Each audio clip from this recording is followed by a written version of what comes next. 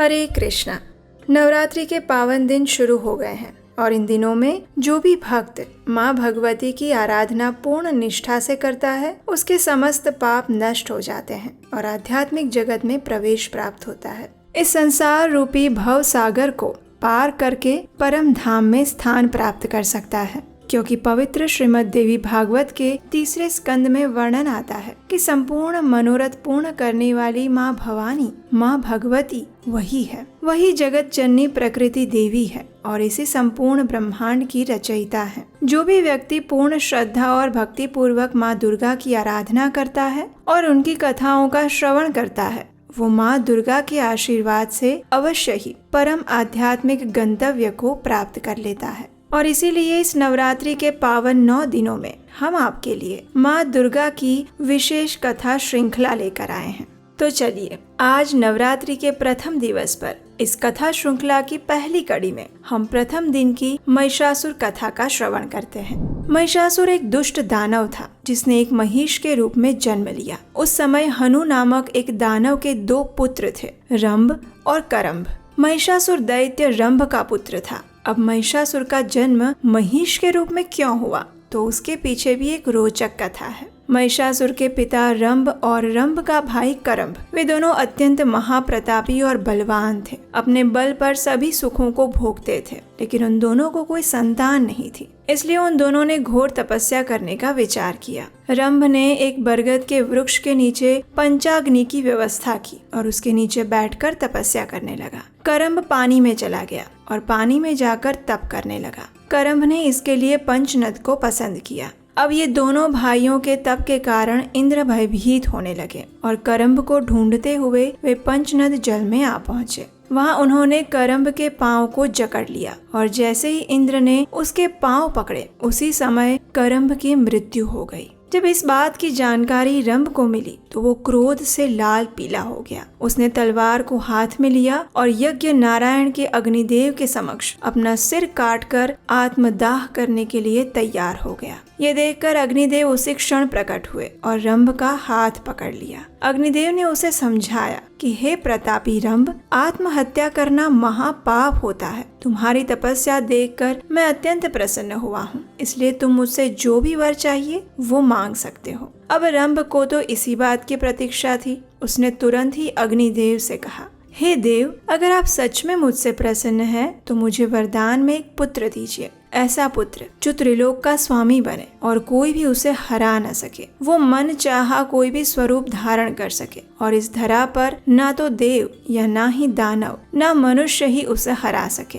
तब अग्निदेव ने कहा, तथास्तु, और वे दृश्य हो गए। अब वरदान पाकर रंभ अपनी नगरी में वापस आ गया। उसके राज्य में यक्ष रहते थे। वो स्वयं भी राक्षस था, दानव था, इसलिए उसमें पशुता भी उतनी ज्यादा थी। उसमें मानवता जैसा कोई बर्ताव नहीं था, ना कोई गुण था। वो काम, वासना और भोग विलास में ही लिप्त रहता था। एक दिन उसके इसी स्वभाव के कारण रंभ की नजर एक महिषी यानी कि भैंस पर पड़ी। वो युवान और मद से भरी हुई थी। उसे देखकर रंभ अत्यंत आसक्त होने लगा। और विधि का विधान भी देखिए कैसा है। इतना ही नहीं हुआ, अपितु विचित्र बात तो ये हुई कि ये भैंस पर दैत्य रंभ मोहित हो गया, जिससे वो भैंस गर्भवती हुई। अब एक दिन अत्यंत विशाल काय महिष इस रंभ की भैंस पर कामुक हुआ और उसके पीछे दौड़ा। ये देखकर रंभ भी उस भयानक महिष को रोकने के लिए उसके पीछे दौड़ पड़ा।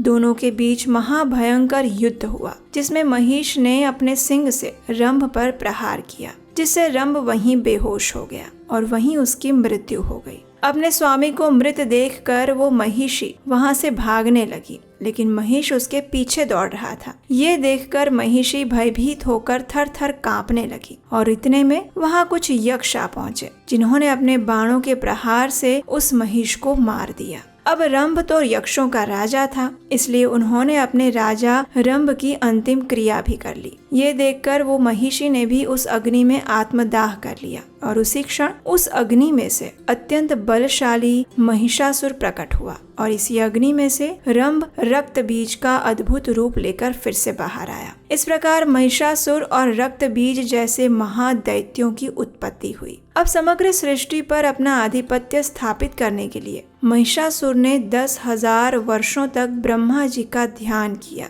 कठिन तपस्या की और उससे प्रसन्न होकर ब्रह्मा जी ने उसे वरदान मांगने के लिए कहा। तब उसने ब्रह्मा जी से अमरत्व का वरदान मांगा। ब्रह्मा जी ने कहा, ये तो मेरे लिए संभव नहीं है, क्योंकि जो जन्म लेता है उसकी मृत्यु निश्चित है। मैं स्वयं भी अमर नहीं हूँ। अमरत्व को छोड़कर कोई भी वरदान मांग सकते हो। तब चतुर महिषासुर ने कहा, हे ब्रह्मा जी, फिर मुझे ऐसा वरदान दीजिए जिससे ना तो मुझे मनुष्य मार सके और ना ही प्राणी, मात्र कोई स्त्री के हाथों ही मेरी मृत्यु होनी चाहिए। तब ब्रह्मा जी ने कहा, अवश्य तेरी मृत्यु का कारण एक स्त्री ही होगी, एक स्त्री ही तेरा नाश करेगी। और ये वरदान देकर ब्रह्मा जी वहाँ से अंतर ध्यान हो गए। अब वरदान से प्रसन्न होकर महिषासुर अपनी नगरी में वापस आ गया। सभी दानवों ने मिलकर इस महिषासुर को अपना राजा बनाया और राजा बनते ही महिषासुर ने चारों ओर अपना आतंक फैलाना शुरू कर दिया। अपने सेनापति चिक्षुर और कोषाध्यक्ष तिम्र, जो कि अत्यंत चतुर, विद्वान और बलशाली थे, और उसके निष्ठावान मित्र असिलोमा, उदक, बिडाल, बाष्कल, त्रिनेत्र, कालबंध की सहाय से उसने समुद्र, पर्वत आदि समस्त सृष्टि पर विजय प्राप्त कर ली और चारों ओर पाप का साम्राज्य स्थापित कर दिया। अनेकों ब्राह्मण और सभी मनुष्य भयभीत होकर उसके अत्याचार सहते हुए अपना जीवन व्यतीत करने लगे। और इतना ही नहीं, सभी धार्मिक कार्य, होम, हवन, यज्ञ इत्यादि भी बंद करवा दिए गए। अब महिषासुर की दृष्टि स्वर्ग पर थी, इसलिए उसने अपने दूत को इंद्रदेव के पास भेजा और दूत ने इंद्रदेव को महिषासुर का संदेश कह सुनाया। इस संदेश में ये लिखा था, हे इंद्र, तुम सभी देवताओं इस स्वर्ग लोक को छोड़कर चले जाओ, अपितु महिषासुर की शरण में आ जाओ। महिषासुर के समक्ष अपना सिर झुकाओ और शरणागति को स्वीकार करो। दैत्य के दूत की ये बात सुनकर इंद्रदेव को बड़ा क्रोध आया और गर्जना के साथ वे बोले, अरे दुष्ट, तुम्हारे इस नराधम भैंसासुर को कह दो कि वो स्वर्ग से दूर ही रहे, और अगर वो यहाँ आया तो भी उसके सिंग मैं तोड़ दूंगा। स्वर्ग की ओर एक कदम भी आगे बढ़ाया तो मेरे वज्र के प्रहार से तुम सबकी मृत्यु हो जाएगी।